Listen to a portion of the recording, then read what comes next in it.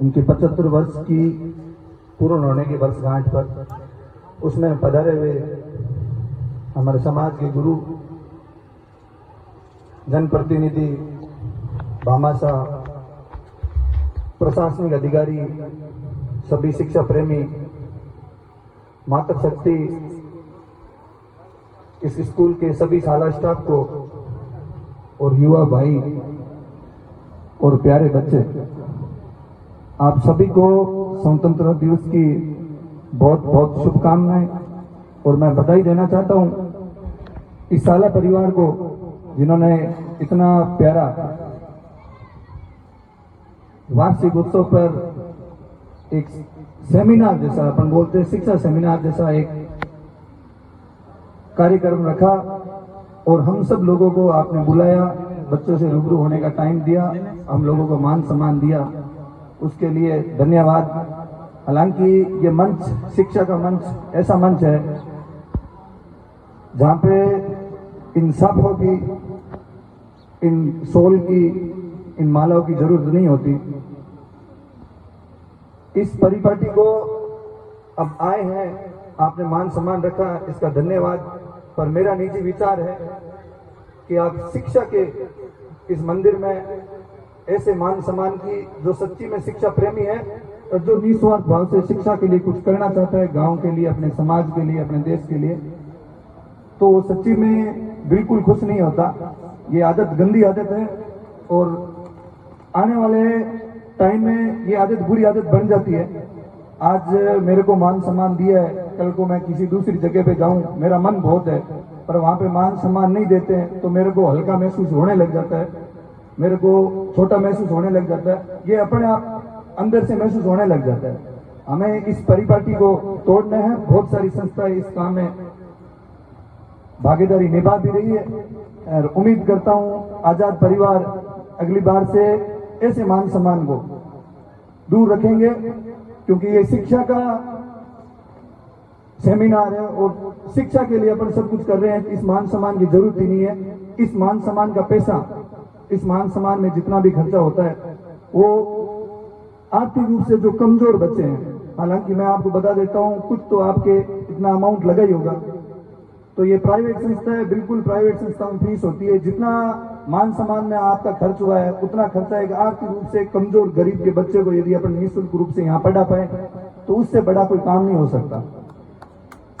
शिक्षा का महत्व क्या है, इसका मैं छोटा सा आपको एग्जांपल दूंगा कि कभी समय था जब डॉक्टर साहब राधेश्याम जी वहां सामने बैठते थे, हमारे आरएस अधिकारी है शायद जीएसटी डिपार्टमेंट में, ये कभी सामने बैठे थे और आज वो मंच पे बैठ के अभी अभिभावकों को ये तय करना है कि आपका बच्चा वहां बैठा है, वहां से यहां तक लाने का सफर में आपको कैसे साथ देना है।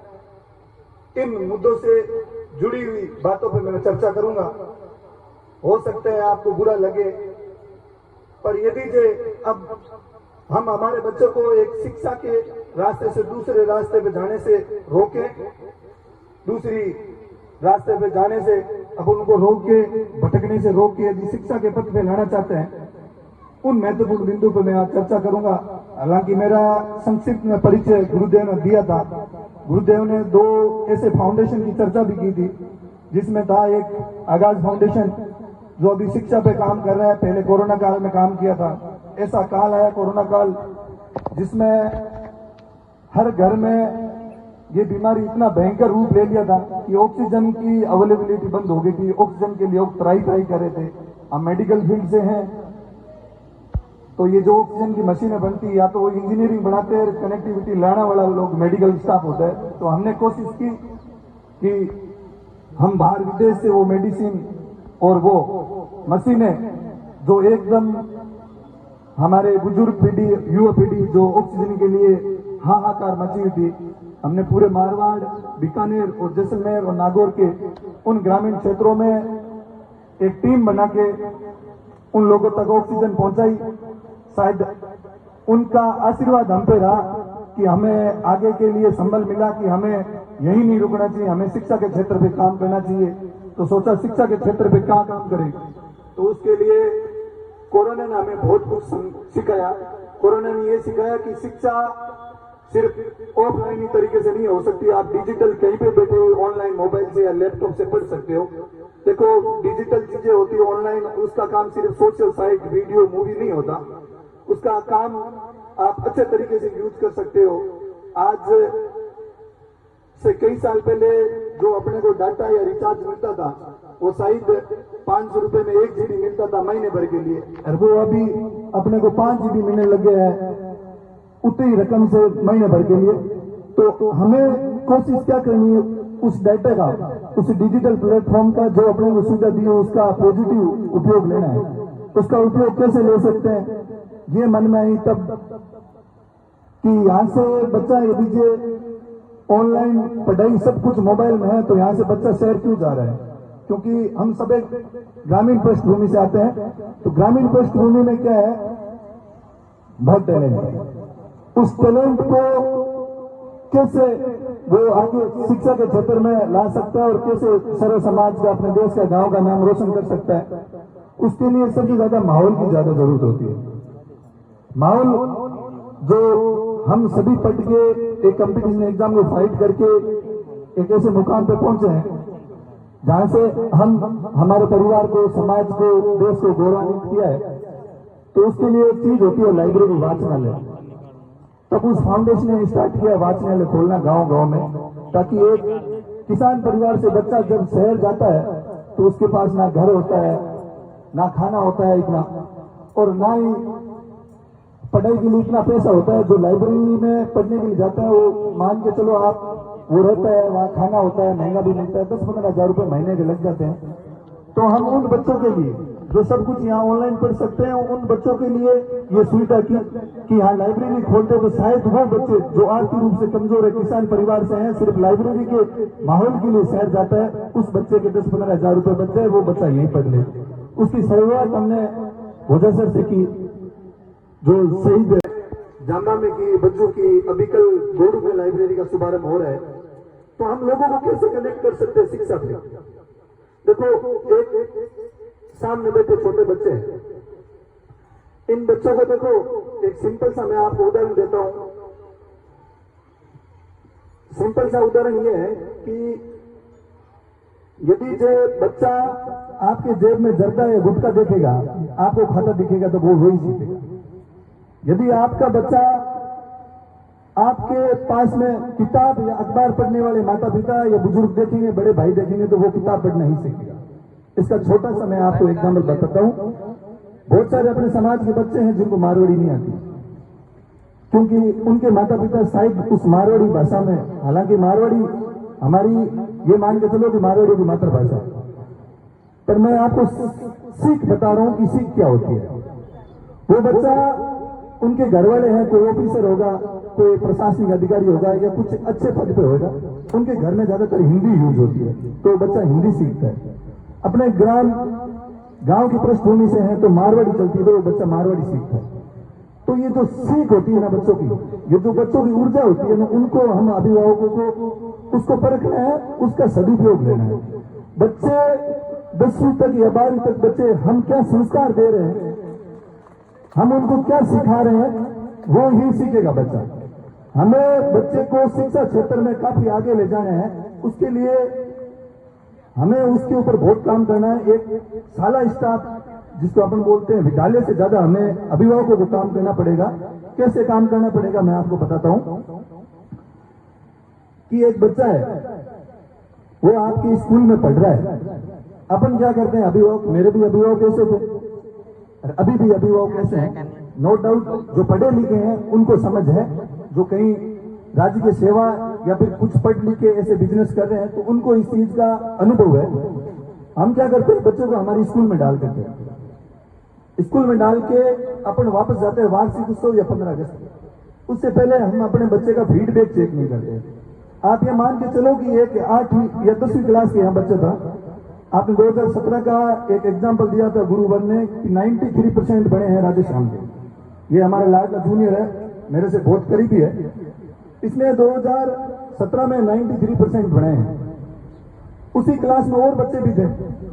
तो क्या फर्क है कि इस राधेश्याम के 93% बने, उस क्लास में कुछ बच्चे थे जिनके 60% ही बने। कहाँ कमी है? टीचर पढ़ाने वाला वो है, संस्था भी वही है, तो कहीं ना कहीं कमी किसकी है? टीचर तो उन सबको सेम ही पढ़ा रहे, तो कमी कहाँ है? कमी अपने अभिभावकों की। इस चीज को आप बुरा नहीं माने, इस चीज से सीख ले। देखो उम्र में हो सकता है मैं आपसे बहुत छोटा हूं, पर शिक्षा के मामले में हालांकि मेरे को शायद आपसे हल्का सा ज्यादा अंदाजा होगा, और इस अंदाजे का मैं अनुभव भी किया हूं, इसलिए आपके साथ साझा कर रहा हूं। मुझे इसी के लिए बुलाया गया और मेरा फर्ज भी है कि आप लोगों को मैं ये बताऊं। तो हमें क्या करना है कि बच्चा आपका पढ़ रहा है, उस बच्चे का आप स्कूल में, इसी गांव में जो बच्चे पढ़ रहे हैं आपके और इसी गांव के आप हो, तो आप अपने बच्चे के लिए टाइम निकालें। देखो जब भी अपन किसी से पूछते हैं कि कोई खेती कर रहा है, कोई दुकान चला रहा है, कोई व्यवसाय कर रहा है, कोई मजदूरी कर रहा है, जब उनसे पूछा जाता है ना आप किसके लिए करते हो मेहनत, इतना पसीना बहा रहे हो, किसके लिए बहा रहे हो, तो उनका एक ही जवाब होता है कि हमारे बच्चे के लिए बहा रहे हो। तो आपका बच्चा स्कूल में पढ़ रहा है, आप इतना पसीना उसके लिए बहा रहे हो, सब कुछ उसके लिए कर रहे हो फ्यूचर के लिए, ताकि वो देश के सर्वोच्च पद पर बैठ के समाज का, देश का, आपका, अपना खुद का नाम रोशन करे। तो उस बच्चे को हम जाके सिर्फ वार्षिक उत्सव पे क्यों संभाल रहे हैं 1 साल में? उस बच्चे को अपन बीच बीच में 10-10, 15-15 दिन से क्यों नहीं संभाल पा रहे? उससे क्या लगेगा? अपने वो कमियां पता लगेगी, बच्चे की क्या कमियां है, कहाँ कमजोर है। देखो शहर के बच्चे हैं, उनको इतना एडवांस लेवल का एजुकेशन मिलता है, शिक्षा, जो अपने ग्रामीणों में नहीं है। फिर भी आप मान के चलो कि कोई भी भर्ती आती है ना, उसमें ग्रामीण के बच्चे आजकल ज्यादा।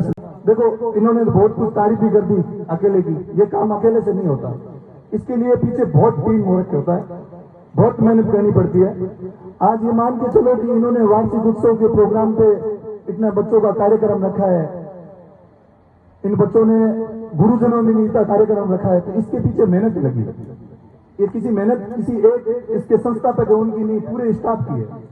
ये पूरा परिवार की तरह साथ मिलकर चलते हैं, तभी ये आज कार्यक्रम सफल हो रहा है। तो ये जो डेजर्ट जो निःशुल्क 80 बच्चों का पीएमटी की तैयारी करवा रही है, आपके सामने आपका लाडला राधेश्याम बैठा है, ये सीकर में जाके तैयारी किया था। आप इनके अभिभावक से, आप बिल्कुल सबको पता भी है कि यहां से ये गया था ना, तो 1 साल का लगभग 2 लाख रुपए खर्चा लगता था, और हम बज्जू में 80 बच्चे पढ़ा रहे हैं निःशुल्क, जिसका हॉस्टल, कोचिंग, लाइब्रेरी में सब कुछ फ्री है।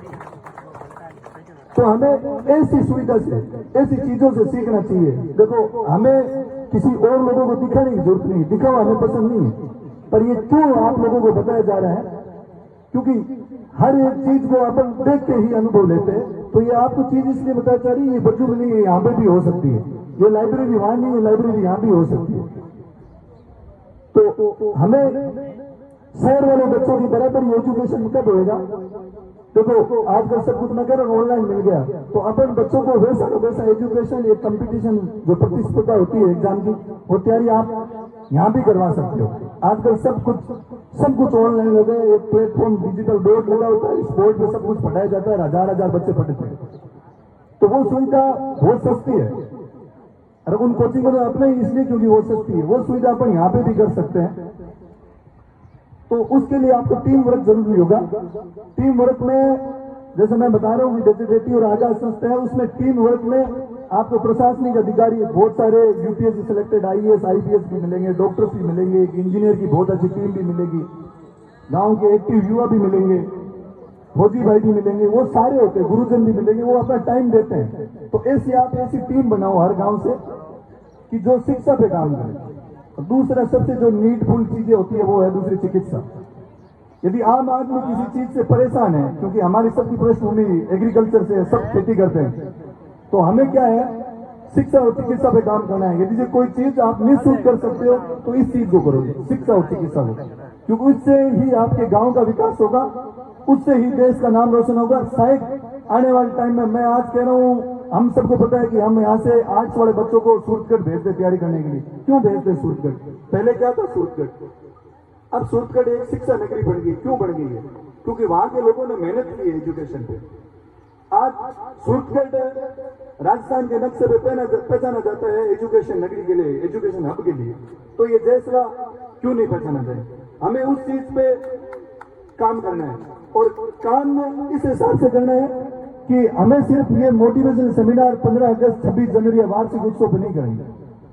हमें शिक्षा के प्रति जागरूकता फैलाने के लिए कम से कम 2-2, 3-3, 4-4 महीनों से एक ऐसा एजुकेशन सेमिनार आपके सामने रखना चाहिए। मैं आज डॉक्टर बना हूँ, राधेश्याम आज डॉक्टर बना है, ये एसडीएम और आरएस बने हैं, ये कैसे बने? इन्होंने किसी डॉक्टर को, किसी इंजीनियर को या आरएस अधिकारी को देखा है, उनसे ये सीखे कि हाँ मुझे भी ऐसा बनना है। तो ये बच्चे कैसे सीखेंगे? आप ऐसे सेमिनार रखिए।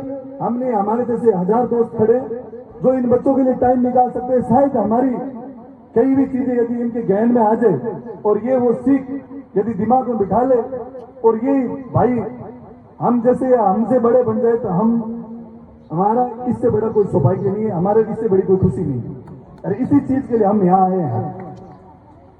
अब मूलभूत सुविधाएं होती है जो इस गांव में टीम बनानी पड़ेगी, टीम के साथ, टीम वर्क के साथ काम करना पड़ेगा। आपको मैं अभी प्रधान साहब से बैठे यही बात कर रहा था कि शिक्षा काम करने के लिए आपकी मूलभूत सुविधाएं शिक्षा माहौल के लिए क्या होती है? पहली होती है वाचनालय, लाइब्रेरी, जिसमें अपन बैठ के एकदम एकांत में पढ़ते हैं। दूसरा होता है कि हर स्कूल में तो हम स्कूलिंग करवाते हैं और किसी कंपटीशन एग्जाम की तैयारी के लिए हम कोचिंग जाते हैं। हम कोचिंग जैसा माहौल यहाँ दे सकते हैं, क्योंकि आपने पीछे देखा कोरोना काल में 2 साल से सब कुछ कोचिंग ठप थी, बंद थी, तो उन्होंने क्या सब कुछ मटेरियल हमें ऑनलाइन दे दिया, तो हम घर बैठे भी पढ़े थे।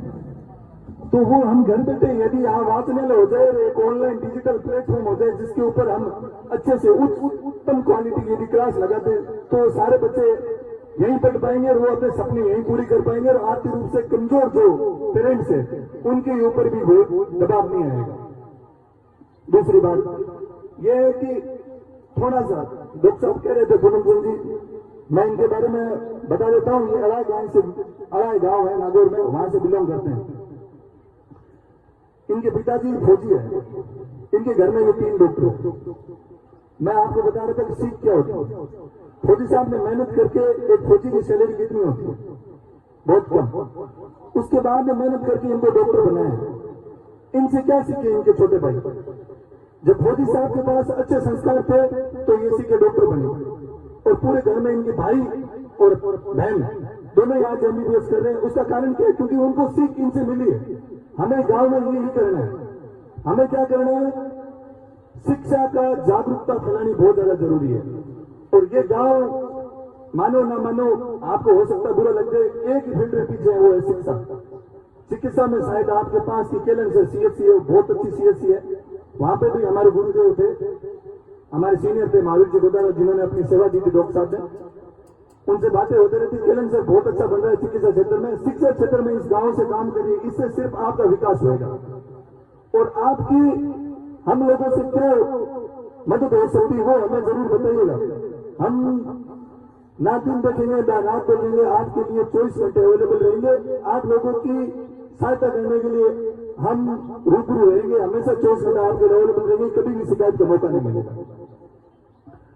अब प्रधान साहब से बात कर रहे थे तो प्रधान साहब को, सरपंच साहब को जिम्मेदारी भी दे देता हूँ, और दोस्त के नाते भी दे देता हूँ कि इस गांव में हालांकि प्राइवेट एक लाइब्रेरी चलती है, फिर भी आप इस गांव के माहौल के लिए एक जनप्रतिनिधि होने के नाते आप दोनों में से एक जिम्मेदारी लेगा लाइब्रेरी बनाने की, और दूसरे जो बंदा है वो जिम्मेदारी लेगा कि यहाँ पे एक डिजिटल क्लासरूम बनाया जाए जिसके अंदर ऑनलाइन मटेरियल है।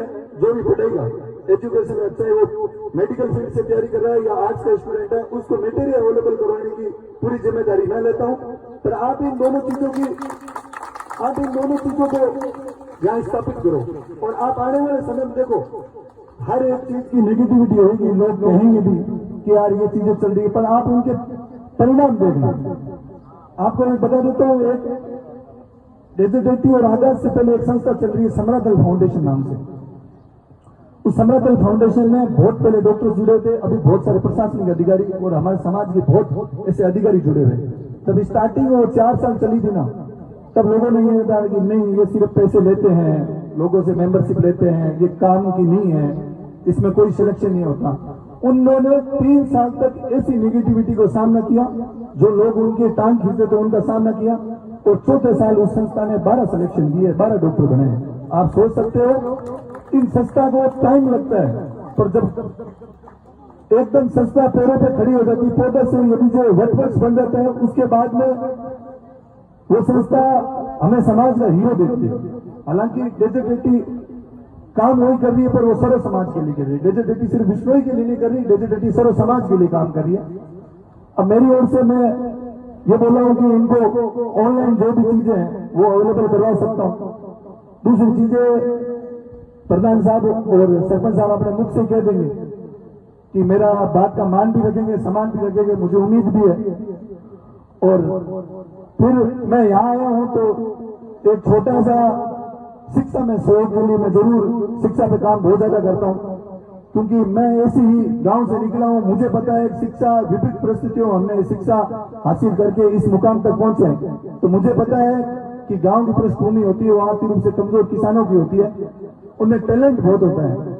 तो उसके आधार पर मैं इस जोशिला गांव से आजाद माध्यमिक विद्यालय के शाला स्टाफ से और मेरे जूनियर प्रिय राधेश्याम के हिसाब से यहाँ जो 2 टॉपर बच्चे होंगे इस बार 10 देंगे। जो टॉपर होंगे वो टॉपर भी किसमें, साइंस और मैथ, जिसको विज्ञान और गणित में जिसके सबसे ज्यादा मार्क्स होंगे यहाँ पे जयसला गांव का, उन 2 बच्चों की डॉक्टर बनाने की पढ़ाई की जिम्मेदारी पूर्ण मैं लूंगा।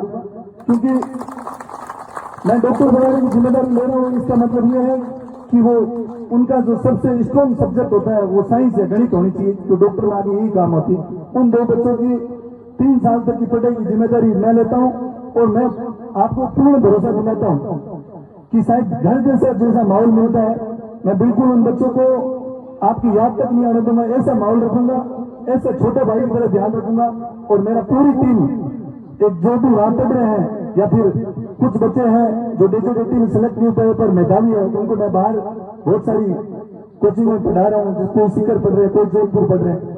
तो मैं कोशिश करूंगा कि उन बच्चों को एकदम बिल्कुल ऐसा माहौल दूं कि आने वाले 3 या 4 साल में वो आपके सामने डॉक्टर बन गए, वो बच्चे यहाँ बैठे और आप लोगों को आने वाली पीढ़ियों को मोटिवेट करें। मैं फिर से दिल की गहराइयों से पूरे शाला स्टाफ का और यहाँ मंच पर विराजमान सभी जनप्रतिनिधि, भामाशाह, प्रशासनिक अधिकारी और हमारे गुरुदेव, जो हमें गुरुदेव के आपने उद्बोधन सुना था, गुरुदेव के उद्बोधन में स्वतंत्रता दिवस हम क्यों मनाते हैं, देश हमारे लिए क्या मायने रखता है, ये इनसे सारी जुड़ी हुई चीजें आपको बताइए। क्यों हमारा राष्ट्र सर्वोपरि है, क्यों हमें, क्योंकि हम पढ़ के किसका नाम रोशन कर रहे हैं, हम पढ़ के किसकी सेवा कर रहे हैं। शिक्षा के क्षेत्र में किसी भी फील्ड में जाए आप, चाहे डॉक्टरी जाए, चाहे इंजीनियरिंग जाए, चाहे आईएएस बने, चाहे आईपीएस बने, चाहे आप फौजी भाई बने, चाहे आप वकालत करें, किसी भी फील्ड में जाए आप किसकी रक्षा कर रहे हो, आप किसको विकसित कर रहे हो, अपने देश को विकसित कर रहे हो। तो गुरुदेव ने यह बताई कि अपने अंदर राष्ट्रीय भावना जरूर होनी चाहिए। और दूसरी मेरा आपसे फिर से निवेदन रहेगा कि आप लगातार अंतराल में एक शिक्षा सेमिनार कराते रहिए। बिल्कुल हम आपको हमेशा टाइम देंगे, कभी भी आप मिलोगे हम इन बच्चों को तैयार रहेंगे, इसी चीज की कोशिश भी कर रहे हैं। और आप ये मान सम्मान वाली चीजें हैं यहाँ से आज बंद करने की कोशिश करें और वो पैसा बच्चों के एजुकेशन पे लगाएं। शायद छोटी बूंदे मिलके घड़ा भर देती है, वैसे छोटा छोटा आर्थिक सहयोग है वो हम लोगों को, हमारे गांव के बच्चों को शायद एक ऐसे मुकाम पे पहुंचा सकते हैं जिससे गांव हमारा अपने आप को गौरवान्वित महसूस करेगा। इसी शब्दों के साथ मैं अपने शब्दों को विराम देता हूं और मैं धन्यवाद दे देता हूं शाला स्टाफ का, जिन्होंने इतना मान सम्मान दिया, हमें इन बच्चों से रूबरू होने का मौका दिया। जय हिंद, जय भारत।